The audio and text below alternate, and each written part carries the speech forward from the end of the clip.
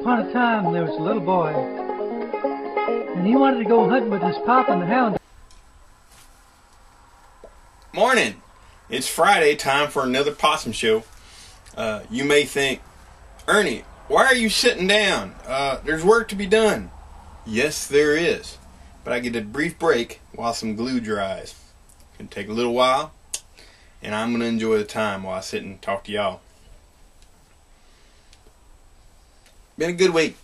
Been a real good week. We got a little rain last night. I had to rush out in the middle of the night and cover up the generator. The weatherman,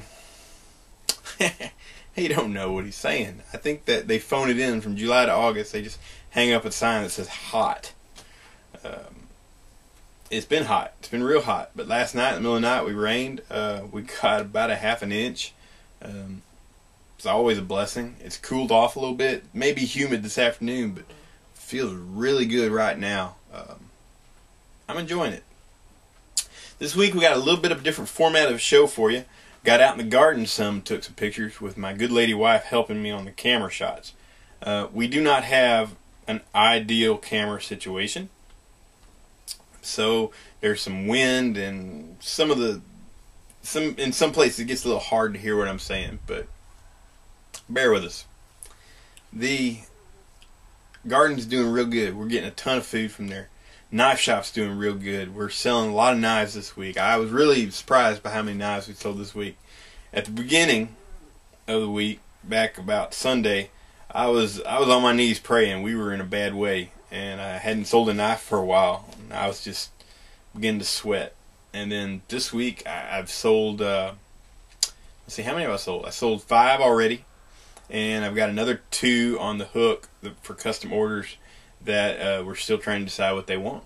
So, you know, what a blessing. I'm just really rolling in it right now, and I am so pleased. It's very encouraging. I've been happy as a clam all week.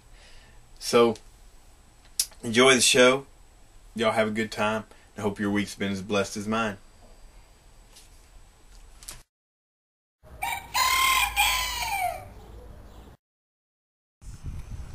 So this is one of the other things we do here when we're not in the knife shop. Here you can see my overcrowded garden beds. I've got zucchini and some okra and more okra and more okra. And over there we have more okra. And here in front of us we got some tomatoes. And it doesn't look like I'm busy right now and doing anything, but oh, I am. We have this system of water pipes that are set up. So I'm pumping water from down by the pond down to here. A garden hose connects to these pipes, and it then distributes water at the base of each of these plants. You can see right there where the water is coming out on some jalapeno. And what we'll do is I let this run for probably about 20 minutes on each pipeline, and it's set up with a system of valves. And the purpose of this is to give a good deep soaking to each plant and encourage that plant to dig deep for water. We want it to send out root structure way deep into the ground to pick up the water. I do this about once a week, either from the house tank or from the pond. And it works. It's a good way to garden here in the desert. We're doing okay with it. This garden is providing quite a substantial amount of food. It's helping to augment our meals, which cuts our costs significantly and allows us to get by on our knife shop income. Our business model only works if we can provide a substantial portion of our food. So when I'm not making knives, this is where I spend some of my time. Alright, so we decided that this system, the irrigation system, needs a little more explanation. So right now we're pumping water from the pond. It goes through about 40 miles of hose, not really, but a lot, down to here where I hooked it up into the pipe system. And it populates this system with water, and then all I have to do to irrigate a line of plants is turn a valve, and delicious, delicious water starts flowing. Plants are happy. They say thank you. It costs about $20 once a month for me to fill my mainline tank and to water the garden, which is more than I want to spend, but the layout of our property doesn't suit a gravity feed system. So what we tend to do is we pump water from the pond up to the 3,000 gallon tank by the house, and then I gravity feed back down to the garden. That works great, but I still periodically have to take water from the pond, populate the catch tanks. It works, but not ideal. Had I known more, I would have probably bought a piece of property that was a little more elevated. But we are where we are.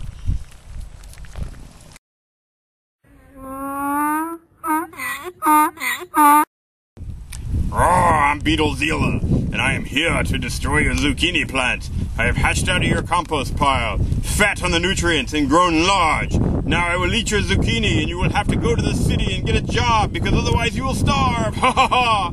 Help me, Mr. Gardener. Ha ha! I'm Gardener Man, and I'm here to save you. Take some diatomaceous earth. Ah! Beetlezilla is dying. And this is what happens when humans meddle with nature. Ready? You're on. Alright. Okay, so I'm going to show you one of my favorite plants. Okra. I don't know what you northern people do without okra. It provides a large bulk meal just about every 2 days for us. And that's with about 4 to 5 plants. We've got a lot more okra plants that are still up and coming. When everything's online, we're going to be swimming in okra, which sounds great. But the okra bloom is probably one of the prettiest flowers in all of creation.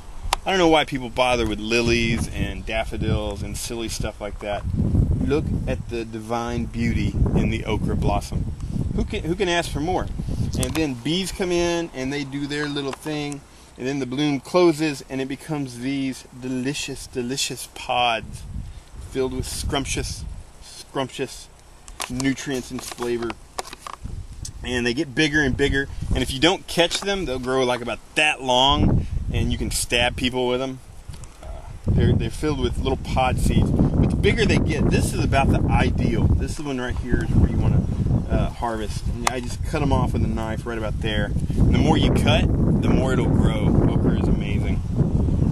And I'm sure that when the DEA flies over and they see these big healthy plants, they mark us on their head. But what does the DEA know? They don't know anything about okra.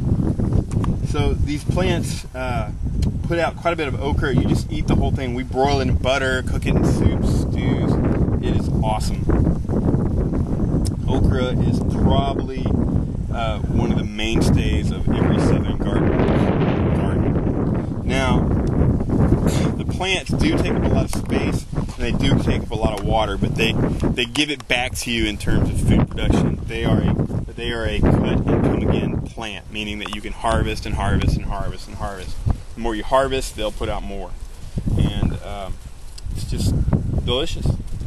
They're also pretty hardy. There's not a lot of parasites or diseases that affect them. You just can't go wrong with okra.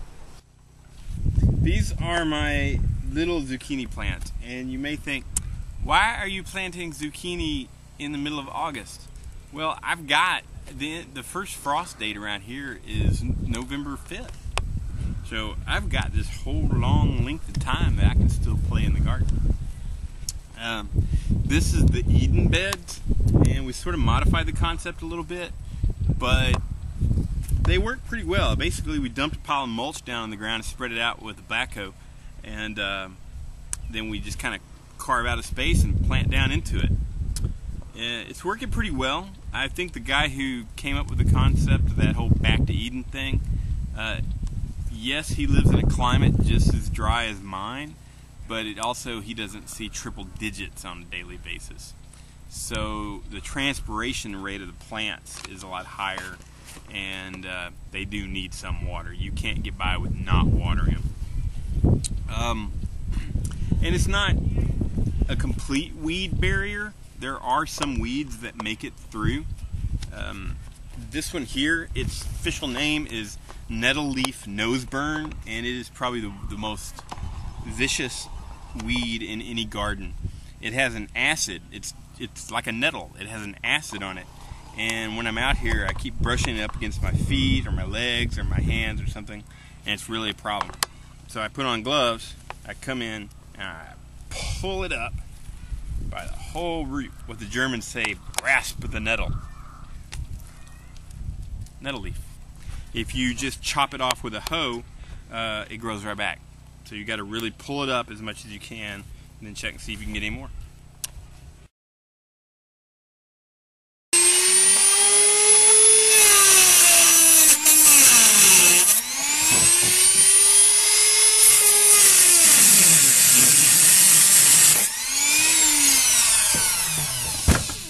Hey there! Just finishing up this knife here, putting the bolster pins in, getting it ready to go out. I'm trying to get it in the mail today. It's going to be a wedding gift for somebody who's getting married, and one of their loved ones has purchased it for them and wants it engraved. If you turn on the news or go read the internet forums or the internet websites that deal with news, you get the feeling that the world has ended and things have completely collapsed. If I turn on the radio over there and listen to an hour of the Glenn Beck show, you would think it's the apocalypse.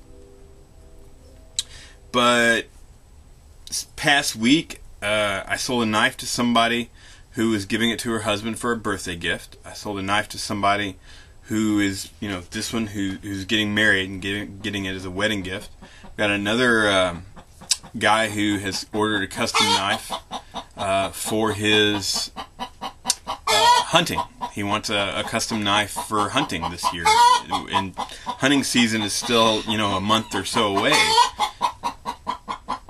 Life is going on. It's not stopping. Shoot, Buttercup. Again.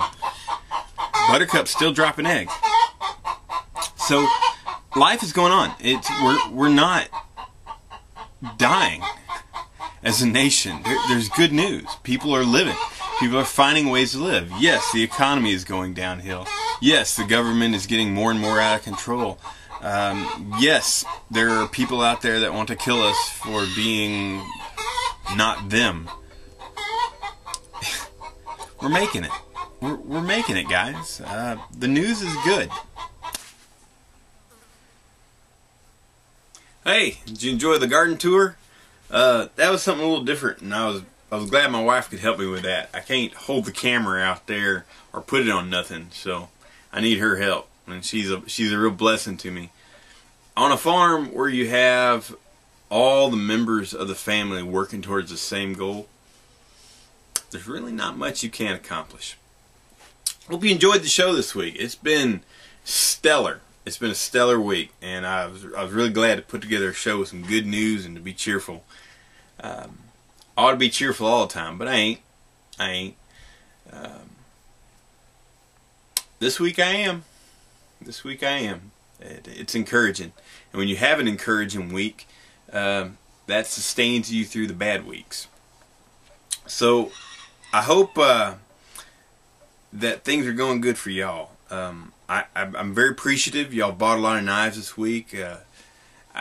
Y'all showing up to support. We passed 200 members on our fans on our Facebook page, which is a lot of people. That's a lot of people. I keep thinking 200 people. 200 people know who I am. Really? That's just strange to me. Why? Anyhow, I hope that what we're doing is encouraging to you as well. There's a lot to it, but we make it, and if I can make it, you can make it. The worries of the world, they're out there. They don't have any place on your farm or your homestead. And when you find yourself worrying, just turn to the Lord and pray. That's the way to do it. That's where the worry gets lifted. That's what I've been doing, and sure enough, it's working. It's working, just like the Bible told us it would. So, praise God. We got another week or two.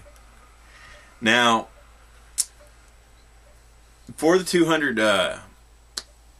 fans on the Facebook, we wanted to do something special. So we're running a 10% off sale in the workshop. So go take advantage of that. If y'all clean me out of knives, I got some more steel, and so I'll be putting more together. And this is what it's all about. So praise God. Y'all keep on being y'all. See you next week.